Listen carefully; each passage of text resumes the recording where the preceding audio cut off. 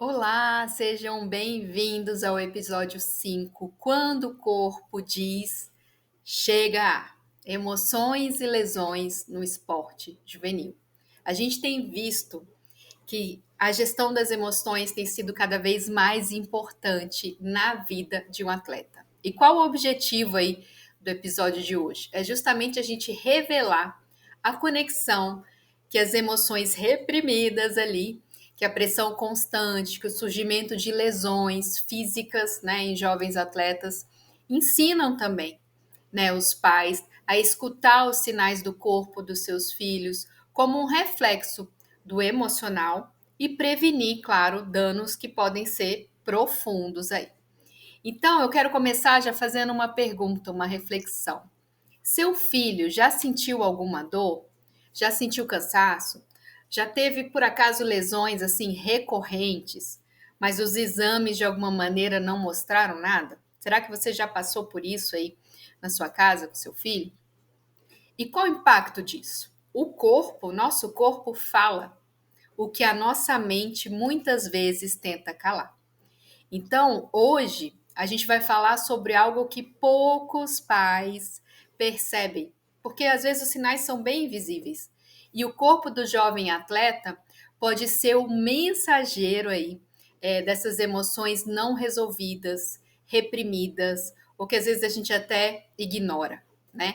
Então, entender isso é fundamental para proteger o bem-estar físico e emocional do seu filho no esporte, no dia a dia dele, que acaba também pegando um pouco da vida pessoal, escola, lazer, diversão, amigos. Então, essas emoções reprimidas também podem ter resultados aí em outras áreas da vida. Vamos lá, então, começando. O que é psicossomática, Renata? Uma definição simples aqui que a gente quer trazer para vocês. Psicossomática é quando o corpo expressa o que a mente reprime. E como é que isso acontece, Renata? O estresse, o medo, a culpa ou a pressão, medo de errar, aquela pressão que você tem que ganhar, que você tem que acertar, tudo isso por muito tempo, de uma forma constante na vida de um atleta, geram algumas respostas fisiológicas. Como assim? Algumas dores, algumas tensões musculares, às vezes queda da imunidade, insônia, lesões recorrentes. Então é algo que tem que ser observado diariamente aí com seus filhos. E o esporte, ele potencializa isso tudo. Por quê?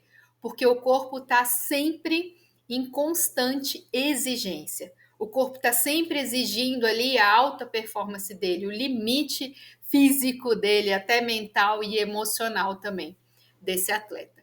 E esses sinais de alerta no corpo aí dizem muito, que é o que a gente está sugerindo aqui para vocês observarem. Muitas vezes as dores não têm uma causa física, né, muito clara. Então, dor de cabeça antes da competição, ou aquela dorzinha de barriga. E aí, lesões frequentes também, próximas ali aos eventos importantes, também são um sinal que você pode reparar. A falta de energia repentina, ou a insônia do teu filho, ou a desmotivação física, também fazem parte desse quadro aí. Quando seu filho se recusa a treinar com justificativas vagas aí, mãe, estou estranho hoje, não estou me sentindo bem, estou com preguiça, não quero fazer nada. De alguma maneira, é o corpo ali que está pedindo um socorro emocional. Daí a importância da gente falar sobre esse tema, de vocês pais estarem atentos a tudo que acontece aí na vida dos filhos de vocês. Vou dar um exemplo aqui mundial, que é o Derrick Rose. Ele falou: meu corpo parou, mas era a minha mente que estava exausta. Então, o corpo dele parou, mas era a mente que estava com fadiga. Então, Derrick Rose foi o MVP mais jovem da história da NBA. Um verdadeiro, assim, fenômeno. Mas a sua ascensão meteórica foi interrompida por uma série de lesões devastadoras. Então, assim, aos olhos do mundo, parecia que era azar, mas por trás daquela dor física ali, de todos aqueles sentimentos reprimidos, havia muita pressão, havia ansiedade e principalmente o medo de falhar. Então, em várias entrevistas, Rose revelou que passou por crises emocionais profundas, que ele sentia o peso de ser o salvador ali da cidade dele, né? O exemplo para todos. E o corpo dele simplesmente estava gritando aquilo que a mente dele não conseguia verbalizar. Ele não estava conseguindo assimilar, ele não estava conseguindo colocar em palavras aquilo que ele estava sentindo, mas ele estava no limite dele. Então, hoje, mais maduro, né? Ele aprendeu o quê? A respeitar os ciclos da vida dele. Aprendeu a cuidar da mente e aprendeu a jogar com equilíbrio, mesmo sem ser mais o centro das atenções. Então, o que será que está acontecendo com o teu filho dentro e fora do campo, das quadras ou das piscinas? E como é que a gente conecta isso, essa história do Derrick Rose, com vocês, pais? Quando o corpo de um jovem atleta, gente, começa a adoecer muito, sem motivo físico, assim, claro, é hora dos pais olharem para além do músculo, sabe? Muitas vezes o que precisa de cura não é a perna que está com dor ali, não é o braço, não é o tornozelo, é o coração. É o corpo, né? Como se fosse aquela voz da alma que verdadeiramente está cansada. E qual a lição que a gente aprende com Rose? Que o corpo sinaliza o que a mente não consegue dizer em palavras. Então é muito importante a gente observar todos os sinais dos nossos filhos, né? Outra coisa muito importante, que as emoções reprimidas, elas viram o quê? Sintomas. Se não forem cuidadas, se não forem colocadas para fora, se não conseguir elaborar, principalmente os jovens atletas, aí viram sintomas. Então, emoções comuns na infância e na adolescência aí que a gente observa muito. Primeiro, aquela ansiedade por ter que performar bem, né? Aquele medo de errar, aquela pressão. Segundo, medo de decepcionar os técnicos, de decepcionar os pais, de decepcionar a si mesmo, os colegas, a família. Terceiro, tristeza por exclusão ou comparação. A gente vive numa sociedade que se compara o tempo inteiro. Quarto, a raiva que muitas vezes não é expressa. E aí, quando o jovem não sabe ou não pode falar verbalmente, o corpo fala por ele. Aí ele adoece. E os pais muitas vezes querem resolver tudo com um gelo ou com remédio. Não, vou te dar um remedinho, vou colocar um gelo aqui que vai resolver rapidinho. Mas muitas vezes a parte emocional também tem que ser acolhida. Esse atleta precisa ser olhado de outra maneira e se sentir acolhido, seguro para ele conseguir falar. Então, um exemplo real aí é Simone Biles, né, nas Olimpíadas. Lá em Tóquio, em 2020, desculpa, Biles se retirou da final olímpica ali, alegando o quê? Problemas mentais, chocando o mundo inteiro. Mas naquele momento ela falou: meu corpo não estava mais respondendo. A minha mente e o corpo não estavam mais conectados. E olha o perigo se ela tivesse feito algum movimento brusco, caído, machucado. Então, o que ela sentia? Que se ela continuasse ali competindo, ela poderia se machucar seriamente. Então, naquele momento, a decisão de parar salvou a sua integridade física e emocional. Foi difícil tomar a decisão? Com certeza. Né? Choveu lá na época de críticas e tudo mais. Mas o apoio que ela teve da equipe e da família permitiu que ela voltasse ao esporte depois com força, com clareza e com toda essa parte mental melhor resolvida. E qual a lição que a gente compartilha aqui com os pais ligadas a Simone Biles? Às vezes, proteger o corpo é permitir que o filho fale o que sente sem medo. Será que você tem dado abertura para o seu filho falar o que ele sente? Ou está sempre reprimindo, está sempre falando, não sente isso, menino, para com isso, menino, para de inventar, isso é frescura. Como será que tem sido a sua relação com o seu filho? Ele precisa se sentir à vontade para falar o que ele sente, né? Um exemplo aqui de uma brasileira, Fabiana Murer, ela falou que às vezes o corpo trava porque a alma está muito pressionada. E uma atleta de alta performance, né? Então, Fabiana, que é uma das maiores saltadoras aí com vara na história do Brasil, ela teve um histórico de lesões em momentos cruciais ali da carreira dela.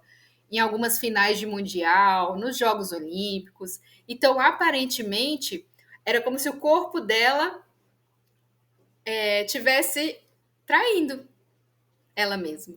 É como ela se sentia, né? Mas com o tempo, ela mesma percebeu o quê? Que era a emoção que estava travando a sua performance. A gente atende vários atletas aqui nesse sentido. E aí, com a ajuda de vários psicólogos, a Fabiana aprendeu o quê? A reconhecer os sinais emocionais escondidos nessas dores que faziam ela travar. E aí desenvolveu práticas de respiração, de foco, de autoconhecimento e voltou a competir sem carregar aquele peso e aquela expectativa assim excessiva, aquela pressão, o medo de errar é excessivo. E como é que a gente conecta essa história, né, da Fabiana aí com os pais? Nem toda dor, gente, precisa de fisioterapia. Às vezes precisa de uma conversa, de uma pausa, de um abraço, de um descanso, de um acolhimento. E qual o papel dos pais? É justamente perceber isso. Quando que o corpo do seu filho está dizendo, né? Me escuta, ei, tô aqui. Por quê? Porque essa cura pode começar na presença emocional, no acolhimento. Então, escutar o corpo é escutar a alma do atleta. E isso é essencial, gente, para os grandes atletas terem melhores resultados e melhor desempenho. Então, vocês que são pais de jovens atletas, observem, muitas vezes o atleta jovem não está com o cérebro ainda formado, não consegue ainda elaborar tudo o que ele sente. E é hora da gente observar e acolher. Vamos lá, uma ferramenta prática aqui que a gente pode fazer é um mapa corpo e emoção do jovem atleta aí. Qual o objetivo dessa ferramenta? Justamente ajudar vocês, pais e filhos, a identificarem onde e como que as emoções se manifestam fisicamente.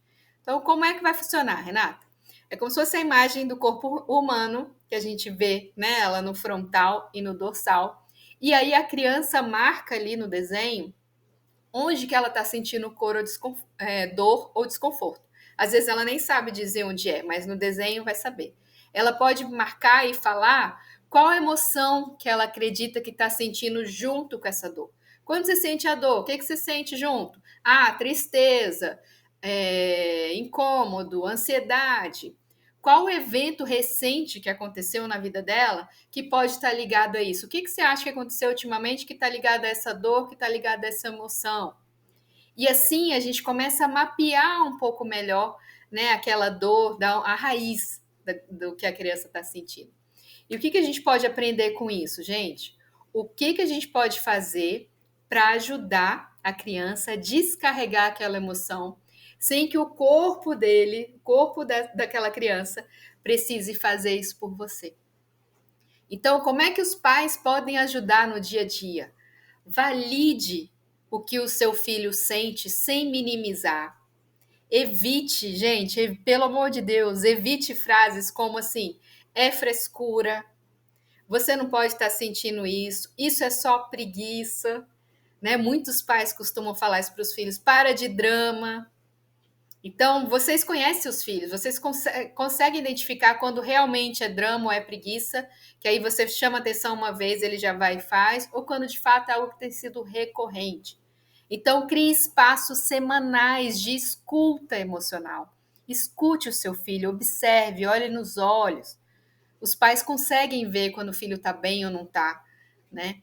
E aí, pergunte para ele qual foi o melhor e o pior momento aí do seu treino essa semana.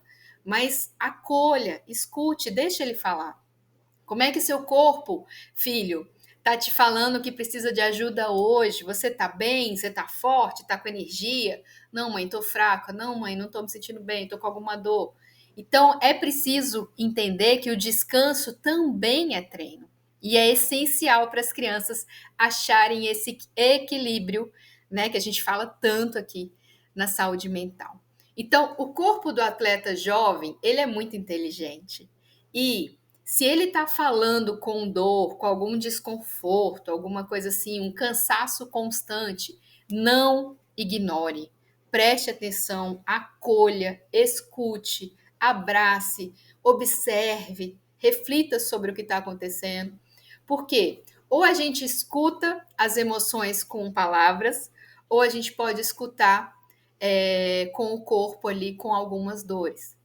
Então, o que a gente sugere? Acolha, escute, escuta ativa mesmo. Deixe seu filho se sentir à vontade para falar com você o que sente, os medos, as dores, as sombras, né, os traumas.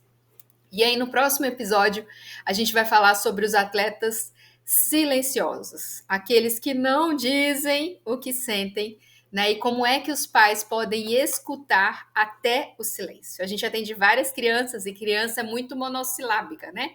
E aí, como é que foi o treino? Legal. Como é que foi o jogo? Bom. Como é que foi a corrida? Boa. E eu até falo, não pode responder nem bom, nem boa, nem legal. E aí vou fazendo de alguma maneira eles terem outras palavras aí para definir como é que foi. Então, como é que os pais podem ajudar a entender e a fazer uma leitura ali daqueles atletas que também são silenciosos? Nos vemos lá.